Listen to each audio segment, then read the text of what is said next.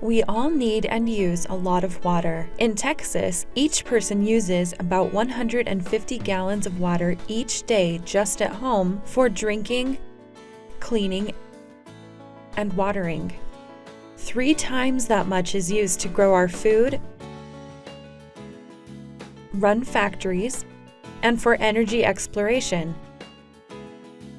That's almost 600 gallons of water every day for every person in Texas. A lot of the water we use comes from lakes, rivers, and streams. This water is called surface water.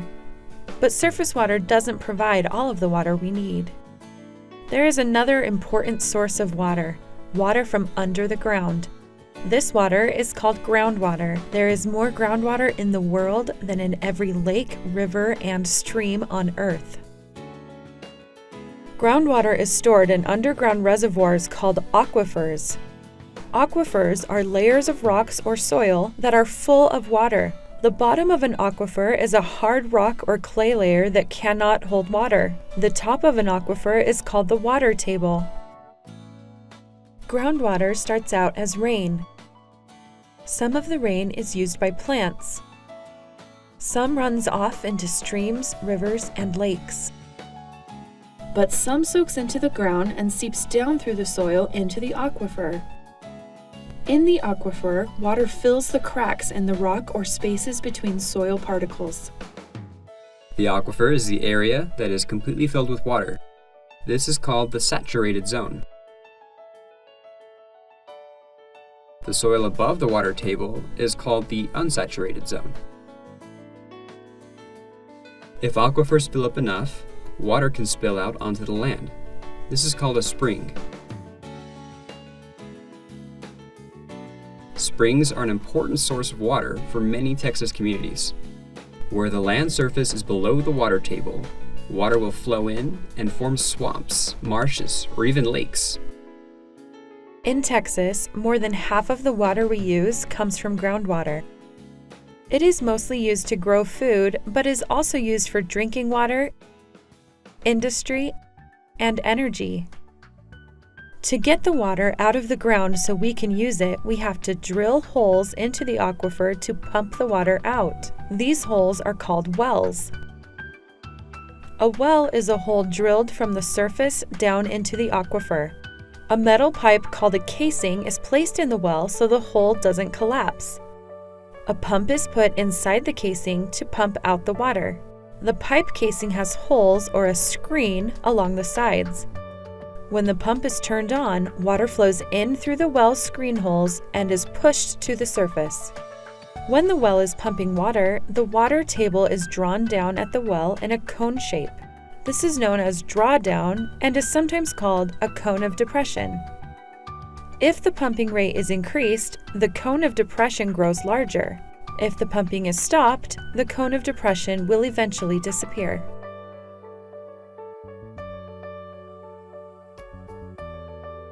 If we pump a well too much or pump from wells too close together, there may not be enough water for everybody. Overpumping one well may dry up a nearby neighbor's well. Eventually, the well being overpumped can also dry up. Groundwater resources must be managed carefully to make sure this doesn't happen. There are 2 kinds of aquifers: confined aquifers and unconfined aquifers. Unconfined aquifers, sometimes called water table aquifers, are usually close to the surface. Water can seep from the surface directly into unconfined aquifers. When these aquifers are pumped, the water table will decline and form cones of depression. Confined aquifers are usually deeper. They have a layer of rock or clay on top of the aquifer called a confining layer.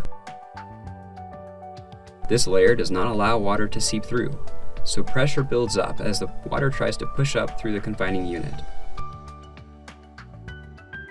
These aquifers are filled by seepage into the soil far away where the confining layer comes to the surface. Wells drilled into confined aquifers can sometimes float to the surface without pumping as artesian wells because of this pressure. Groundwater in our area comes from both confined and unconfined aquifers. So, if we use too much groundwater, can it run out? Well, maybe. If we use groundwater faster than the aquifers can refill, we could drain the aquifers.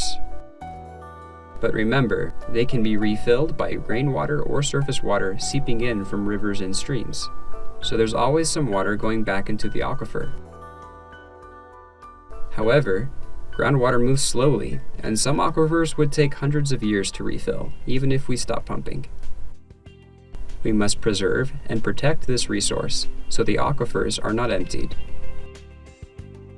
The Prairielands Groundwater Conservation District, or PGCD, manages groundwater resources in Ellis, Hill, Johnson, and Somervell counties.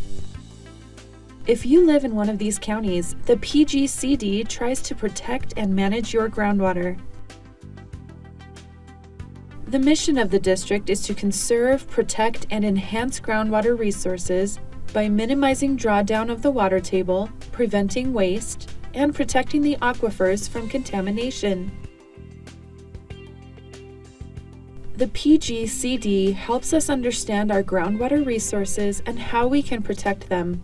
They help people in our area be more careful about how they use water and try to manage pumping of groundwater so there can be enough for the future.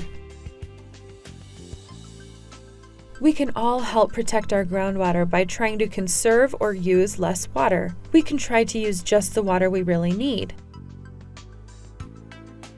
As you know, Texas is growing. More and more people need water every year. Providing more water isn't easy and it costs money. That means we all must help save the water we already have and use it carefully.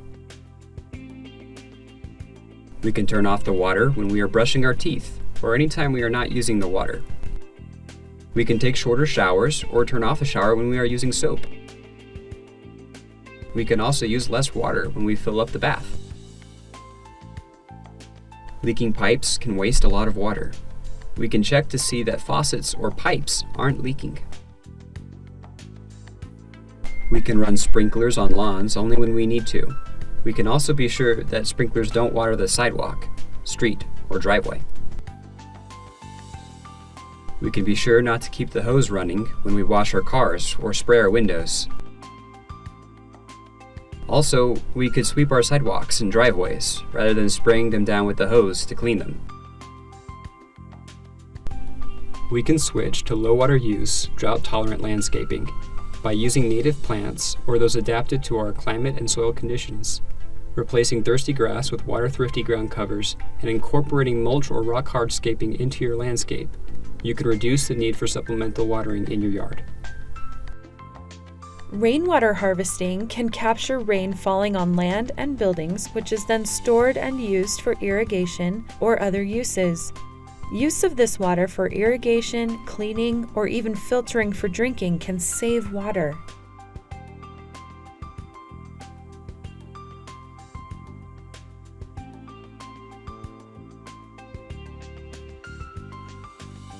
Drip irrigation system, improving water use schedules, or by planting more drought-tolerant crops. Another way well owners can help protect our groundwater is to cap or plug wells no longer in use to prevent contaminants from seeping down into the aquifer through abandoned wells. If we all work together, we can help make sure our groundwater lasts a long time. Those unseen aquifers below the ground have been here longer than we have, and with a little love and care, they'll keep on taking care of us long into the future.